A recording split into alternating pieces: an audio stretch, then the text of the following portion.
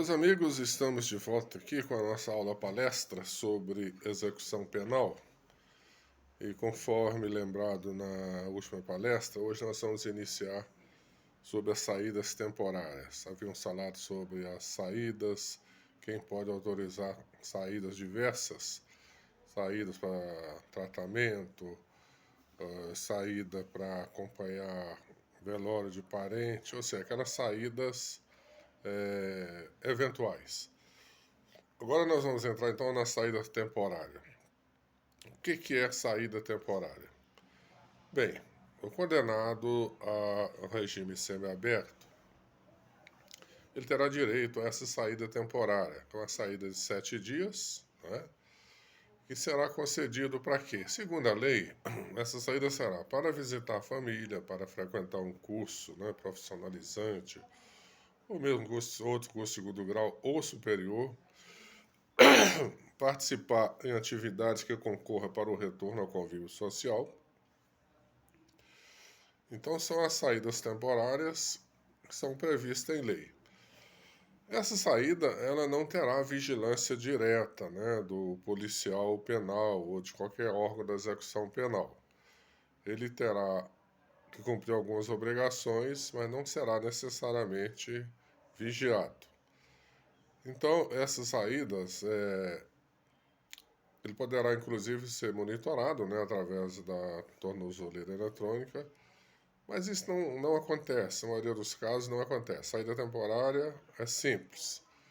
Adquirir o direito, então, mediante requerimento da defesa ou da defensoria pública, o juiz concederá essa saída temporária. São 7 dias, né, e essas saídas, 7 dias de cada vez. E ela só poderá ser repetida 45 dias depois. Então, mesmo ele estando ali no regime semiaberto, há determinadas regras a ser cumprida.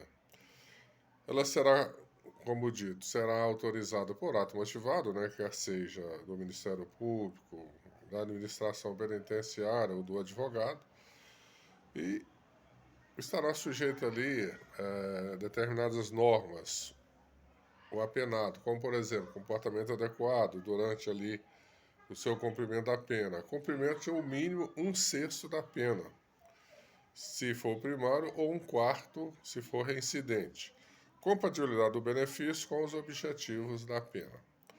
Então, é uma autorização que só o juiz pode dar, né, mas não terá que conceder todas as vezes. Concedeu a saída temporária, já subentende, né, que a cada 45 dias ele poderá ter renovada essa saída temporária.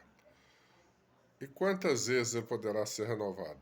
Até 4 vezes durante o ano, né? Não mais do que isso. 4 vezes de 7 dias cada uma. E ao conceder a saída temporária, o juiz vai impor ali ao preso algumas medidas que ele deve seguir.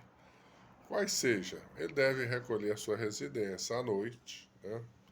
Não deve frequentar bares, boates ou estabelecimento desse gênero. E quando se tratar de frequência a curso profissionalizante, né, do semiaberto, essa saída temporária terá a duração do curso, é evidente, né? Então, durante ali a duração da aula, ele poderá ficar fora da unidade prisional.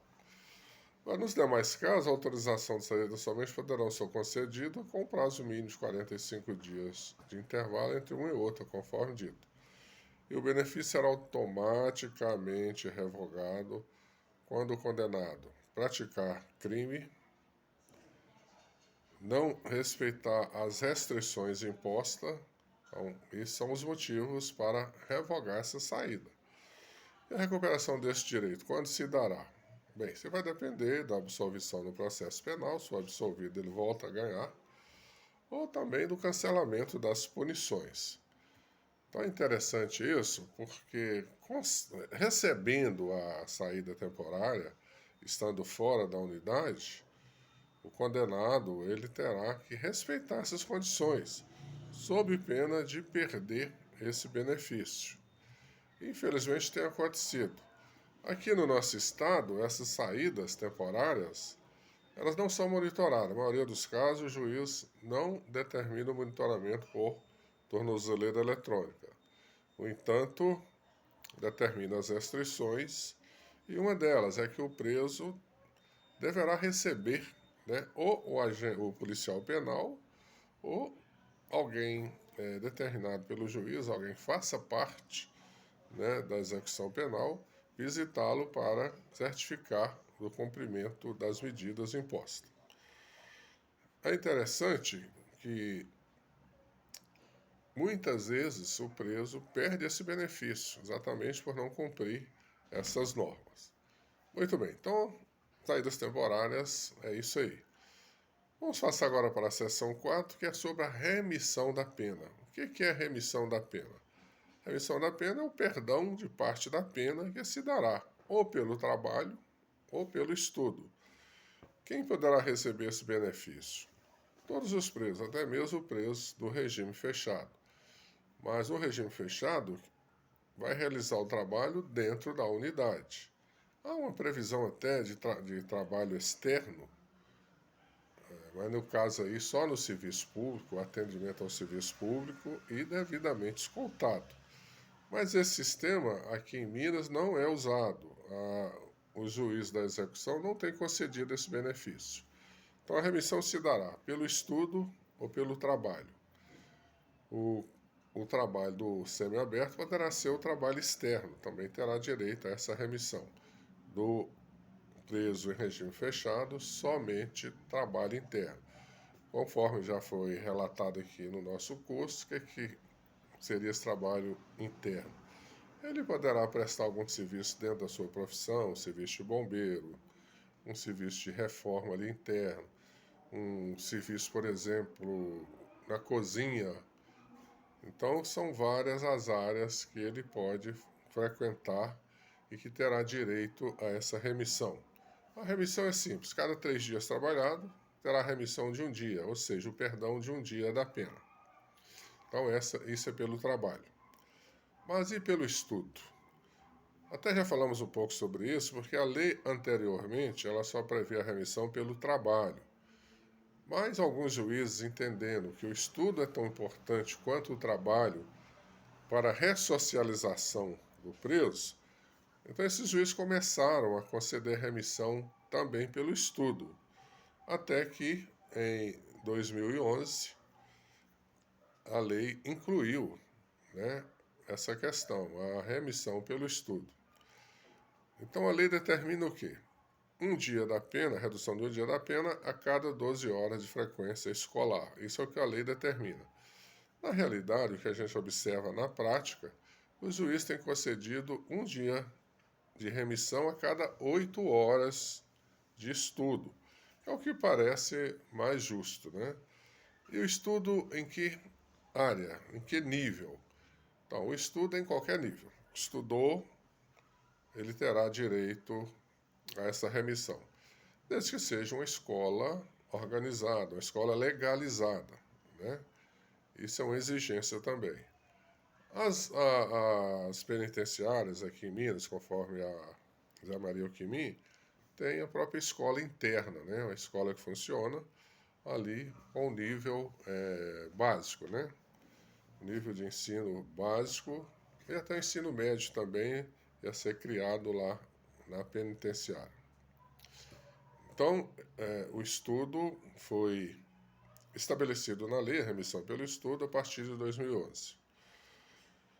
Conforme dito, a cada 3 dias trabalhado, um dia de perdão da pena, remissão ou perdão. A atividade de estudo a que refere essa lei poderá ser desenvolvida de forma presencial ou por metodologia de ensino à distância. Isso a lei não proíbe. Mas, conforme dito, desde que frequente, né, esse curso e que seja um curso legalizado. Para fins de acumulação dos casos de remissão, as horas diárias de trabalho e de estudo serão definidas de forma a se compatibilizarem, né? O preso impossibilitado por acidente de trabalho, então aquele preso que está exercendo um trabalho interno ali, o preso do regime fechado, que vem acidentar e não pode exercer a sua função, então durante o tempo de licença será computado como dias trabalhado, terá a remissão normalmente. O condenado que cumpre pena em regime aberto ou semiaberto e que usufrui liberdade condicional também poderá remir, né, a sua pena pela frequência ao curso de ensino, né, ou seja, educação profissionalizante ou outro tipo, até mesmo o curso superior. E o que determina essa lei, disposto nessa lei, aplica a hipótese de prisão cautelar também. A remissão será declarada pelo juiz da execução, ouvido o Ministério Público e a defesa. A unidade prisional informa o juiz, né, do trabalho, quanto tempo que foi feito o trabalho ou o estudo. Informa também da condição do preso, se ele está ali, se ele não cometeu falta grave, se ele tem comportado, né, devidamente. Então, o juiz, ao analisar o pedido, poderá então conceder essa remissão. E essa remissão será computada como pena cumprida para todos os efeitos. Isso é uma vantagem também. A autoridade administrativa deve encaminhar mensalmente ao juiz da execução cópia do registro de todos os condenados que estejam trabalhando ou estudando. E nisso ele vai informar, inclusive, qual o tempo trabalhado, os dias trabalhados ou os dias que ele frequentou o curso. Esse preso, por exemplo, um condenado que for autorizado a estudar fora do estabelecimento, ele deverá comprovar mensalmente a frequência, sob pena de perder o benefício. Também a condenação dar-se-á a relação, ou o condenado vai mostrar a relação dos seus dias remidos. Ele receberá da unidade essa informação quantos dias foram remidos. E constitui crime dessa lei declarar ou atestar prestação de serviço para fim de instruir pedido de remido. Infelizmente tem acontecido isso no regime semiaberto. O preso que trabalha, muitas vezes ele não está trabalhando e consegue aí, com um conhecido, com um amigo, a declaração de trabalho. Então isso constitui crime, é grave, poderá ser punido tanto o preso, que poderá perder o seu benefício, como o dono da empresa que atestou falsamente que o cidadão, que o preso estaria trabalhando. Muito bem, e o livramento condicional? Como se dará o livramento condicional? Então, o livramento condicional poderá ser concedido pelo juiz da execução presente os requisitos da lei, é evidente. E quando que ele vai conceder esse livramento condicional? Após ouvir o Ministério Público e também o Conselho Penitenciário. São dois órgãos que estão atrelados a esse benefício. Eles têm que participar da concessão desse benefício. Então serão impostos ao condenado que recebeu o livramento condicional também as obrigações, né, quais sejam conseguir uma ocupação lícita, né, não mudar da comarca, comunicar periodicamente ao juiz a sua ocupação, não mudar do território da comarca sem comunicar ao juiz. Em alguns casos, não mudar nem mesmo da residência. Se vai mudar da sua residência, ele tem que comunicar. Por quê? Porque o endereço dele tem que estar atualizado no processo da execução.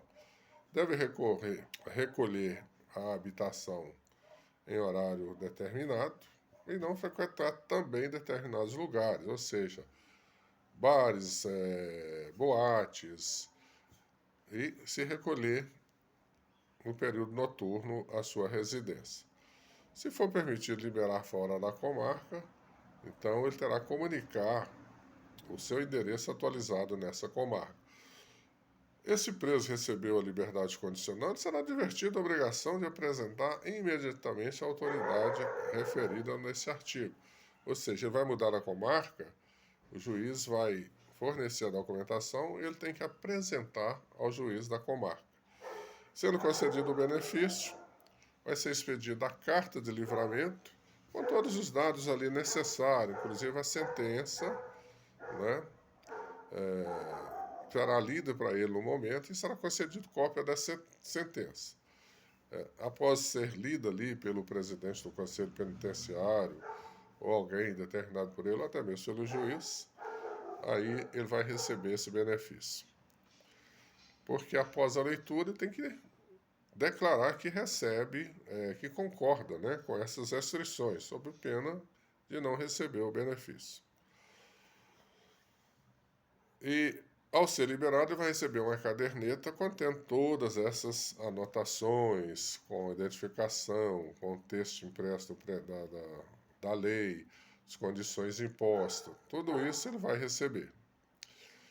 E o preso também ele deverá observar o cumprimento das condições específicas e não cometer falta, né? Porque a revogação do livramento condicional poderá se dar quando?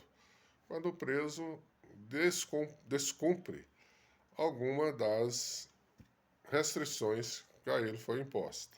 Mas isso não é automático. Se ele descumprir, terá que ser comunicado ao juiz, né? A unidade prisional comunicará ao juiz, o juiz vai analisar, vai marcar audiência com esse preso, terá o direito de defesa, e comprovando que houve essa falta, o juiz então poderá mesmo revogar o livramento condicional.